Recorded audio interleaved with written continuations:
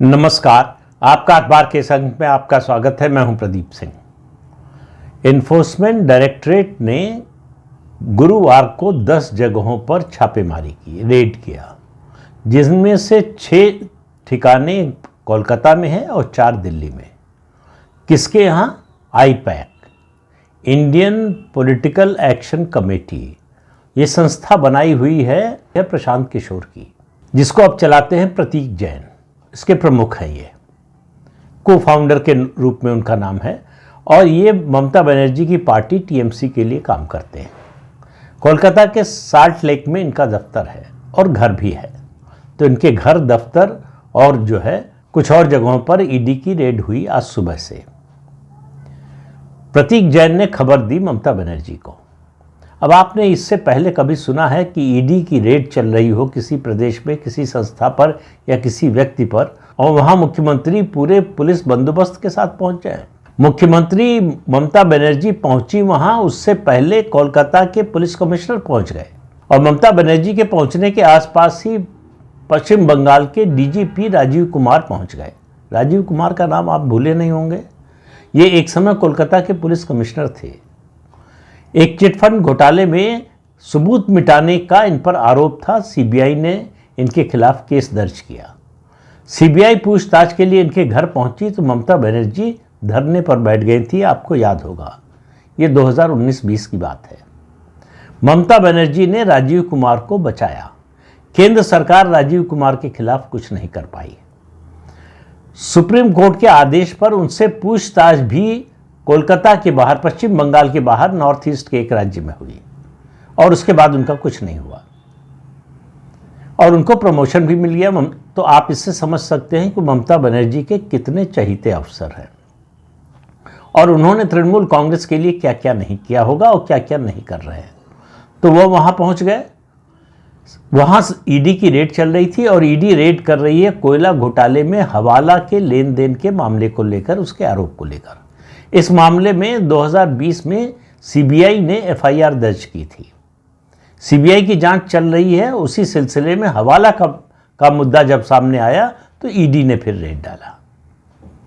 तो ईडी की रेड चल रही थी, उसी में ममता बनर्जी न केवल पहुंची वहां, बल्कि उन्होंने वहां से फाइलें जो ईडी ने जब्त की थी उठा ली। और प्रत्यक्षदर्शियों का कहना है कि पुलिस अधिकारी, कोलकाता के पुलिस अधिकारी फाइलें उठाकर ममता बनर्जी की गाड़ी में रख रहे थे। वो दस्तावेज लेकर और इलेक्ट्रॉनिक एविडेंस लेकर ममता बनर्जी चली गई। उन्होंने आरोप लगाया कि ये हमारे आईटी सेल का दफ्तर है, बीजेपी जो है ये रेड करवा रही है हमारे कैंडिडेट्स का और हमारी स्ट्रेटजी की जानकारी लेने के लिए, उसके बारे में सबूत इकट्ठा करने के लिए।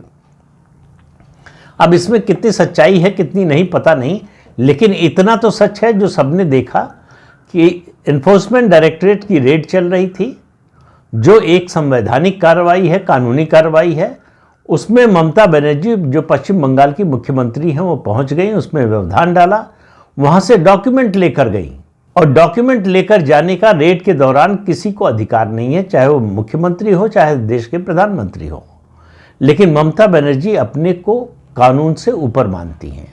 अब ये मुद्दा बड़ा बन रहा है। ईडी के अफसरों की सिक्योरिटी के लिए सीआरपीएफ तैनात हो गई है, और बड़ी संख्या में वहां कोलकाता की पुलिस भी तैनात है। ईडी फेक जॉब स्कैम की भी जांच कर रही है। उसके भी तार कहा जा रहा है कि प्रतीक जैन उनके साथियों से जुड़े हुए। अब उनका इन्वॉल्वमेंट किस स्तर का है कि नहीं, ये तो जांच के बाद पता चलेगा।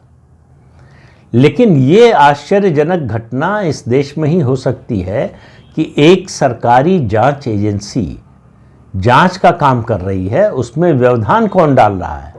जिसके खिलाफ रेड हो रही है वो नहीं, उसमें व्यवधान डालने का काम प्रदेश की मुखिया कर रही है, सरकार की मुखिया यानी ममता बनर्जी। और सवाल ये है कि वो वहां से वो डॉक्यूमेंट किस हैसियत से लेकर गई, किस अधिकार से लेकर गई? क्या उन्होंने उन डॉक्यूमेंट्स को खोलकर देखा कि क्या है? उन्होंने आरोप तो लगा दिया, ये हमारे कैंडिडेट्स की लिस्ट थी, हमारी स्ट्रेटजी के पेपर्स थे, लेकिन उसका कोई प्रमाण उनके पास नहीं है। ईडी को उनके कैंडिडेट्स की लिस्ट या दूसरी उनकी जो राजनीतिक दल की जानकारियां हैं उसमें कोई इंटरेस्ट नहीं हो सकता। ईडी पहले से अपना केस तैयार करके आती है। ईडी जब एफआईआर कोई दूसरी एजेंसी दर्ज करती है, इस मामले में सीबीआई ने दर्ज की है, उसके बाद रेड डाला है जब हवाला का मामला सामने आया है। तो पश्चिम बंगाल में जो कुछ चल रहा है, दो बातें, एक, भ्रष्टाचार के मामले में तृणमूल कांग्रेस कमजोर विकेट पर है, लगातार भ्रष्टाचार के मामले में गिरती जा रही।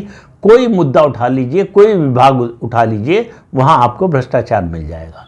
उनके कई मंत्री और नेता अभी जेल में हैं भ्रष्टाचार के आरोप में। हाईकोर्ट के आदेश से कई मामलों में जांच चल रही है। ये किसी पार्टी का या किसी नेता का काम नहीं है, या केंद्र सरकार का नहीं, हाईकोर्ट के आदेश से ये सब जांच हो रही है। और सुप्रीम कोर्ट तक जा चुकी हैं ममता बनर्जी इस जांच को रुकवाने के लिए, लेकिन उनको कोई राहत नहीं मिली। लेकिन मामला ये यहीं तक सीमित नहीं है। ये दरअसल मामला सीधे जुड़ा हुआ है चुनाव से। ममता बनर्जी जो कुछ बोल रही हैं और एसआईआर का जिस तरह से विरोध कर रही हैं, देखिए, बड़े से बड़ा अपराधी भी कहते हैं कोई ना कोई सबूत छोड़ जाता है, अपने अपराध का कोई प्रमाण छोड़ जाता है। तो मतदाता सूची में जो गड़बड़ी की, जो हेराफेरी की पश्चिम बंगाल ने, उसके सबूत धीरे धीरे सामने आने लगे। ऐसे मतदाता बड़ी संख्या में हैं जो हैं तो मुसलमान, लेकिन उनके डॉक्यूमेंट्स बने हुए हैं हिंदुओं के नाम पर, और ये लंबे समय से चल रहा है। ये ममता बनर्जी इसकी तैयारी कोई आज से नहीं कर रही है, कई चुनाव पहले से कर रही हैं।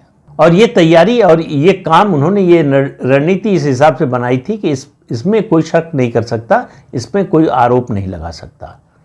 दरअसल एसआईआर ने इसी पर हमला किया है, दो चीज़ों पर, एक घुसपैठियों पर, और दूसरा इस तरह से जो फर्जी, मतलब जो मुसलमान हैं जिनको फर्जी तरीके से हिंदू बताकर उनके डॉक्यूमेंट्स बनवाए गए।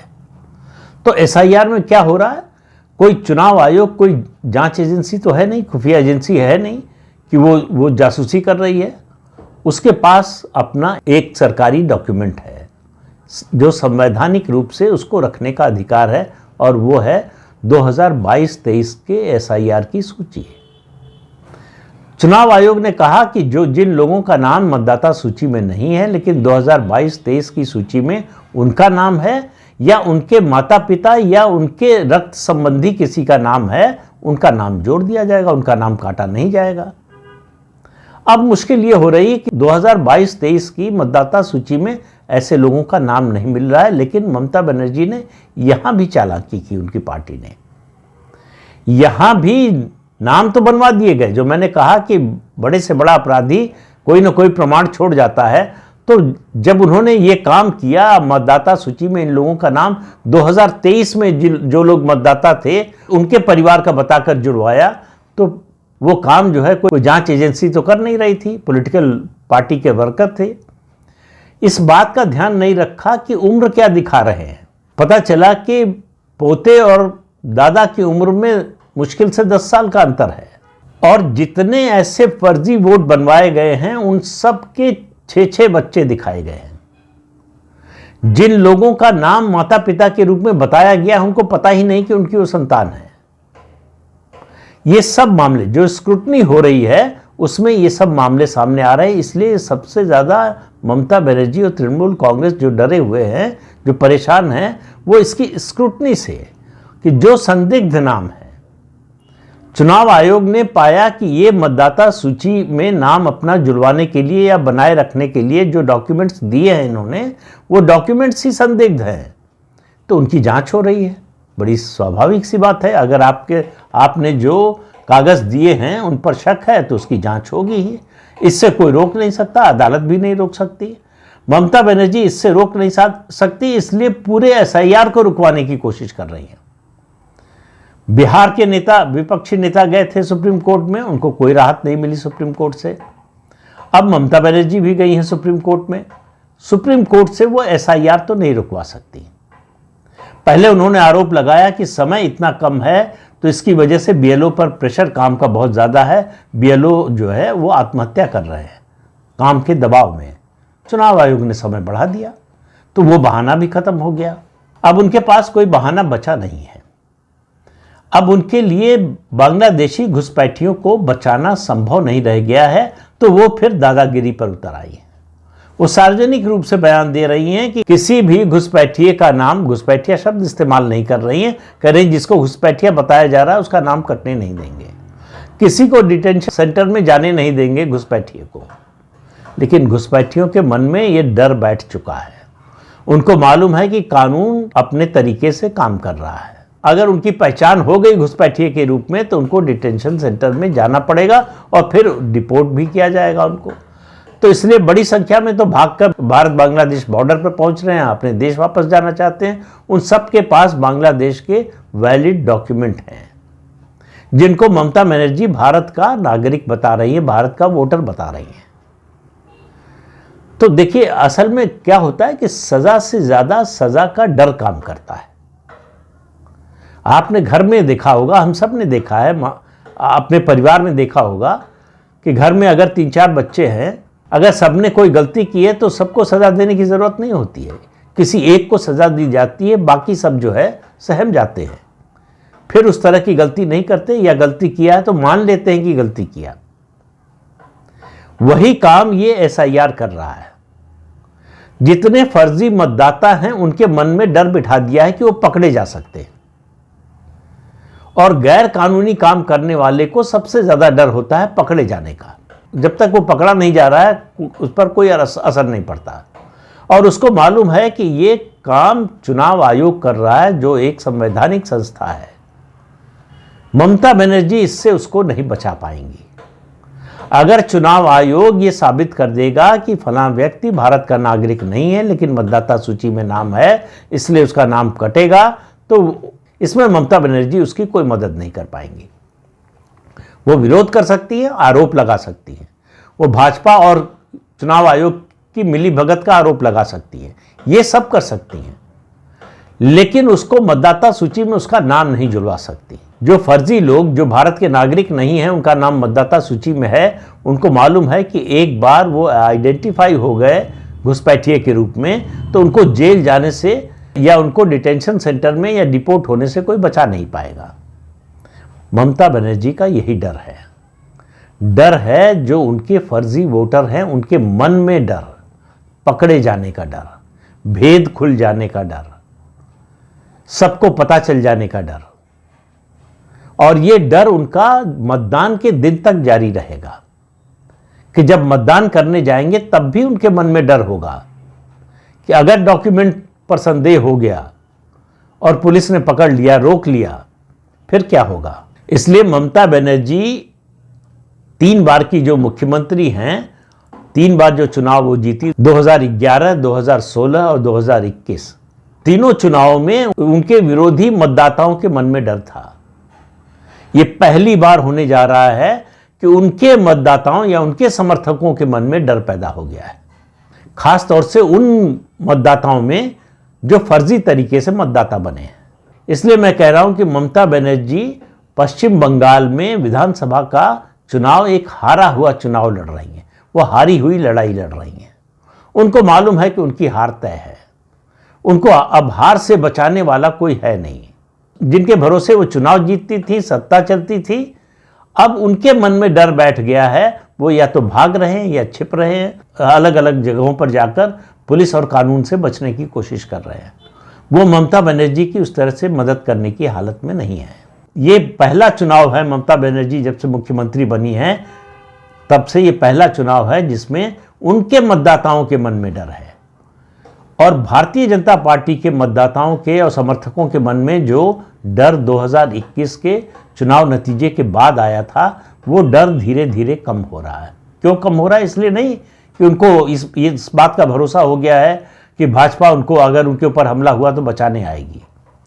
उनको ये उम्मीद की किरण दिखाई दे रही है कि ममता बनर्जी हार सकती हैं, और अगर उन्होंने पूरी मेहनत कर दी, अगर पूरी तरह से समर्थन किया भाजपा का, तो ममता बनर्जी को हराया जा सकता है। देखिए, किसी के हारने, किसी नेता के, किसी पार्टी के हारने से पहले उसके खिलाफ जो मतदाता है उसके मन में ये विश्वास पैदा करना जरूरी होता है कि उसे हराया जा सकता है। हारेगा नहीं हारेगा वो तो चुनाव का नतीजा बताएगा, लेकिन उसको हराया जा सकता है। अगर ये विश्वास आ गया फिर तस्वीर बदल जाती है। और ममता बनर्जी को वही तस्वीर बदलती हुई दिखाई दे रही है। इसलिए उनकी बौखलाहट भी बढ़ रही है, उनकी चिड़चिड़ाहट भी बढ़ रही है। उन्होंने जो काम किया है कायदे से होना ये चाहिए, कानूनन संविधान के रूप से सरकारी कामकाज में बाधा पहुंचाने के आरोप में उनके खिलाफ एफआईआर होनी चाहिए थी। उनके जो कोलकाता के पुलिस कमिश्नर हैं उनके खिलाफ भी एफआईआर होनी चाहिए थी और डीजीपी के खिलाफ भी एफआईआर होनी चाहिए थी। लेकिन ऐसा कुछ होगा नहीं, क्योंकि भारतीय जनता पार्टी और केंद्र सरकार ये नहीं चाहेगी कि उनको विक्टिम कार्ड खेलने का मौका मिले। अगर एफआईआर होती है तो ये उनके लिए फायदेमंद होगा, ये वो जानती हैं। उनको मालूम था कि उनके खिलाफ एफआईआर नहीं होगी, कोई एक्शन नहीं होगा, इसलिए वो गई।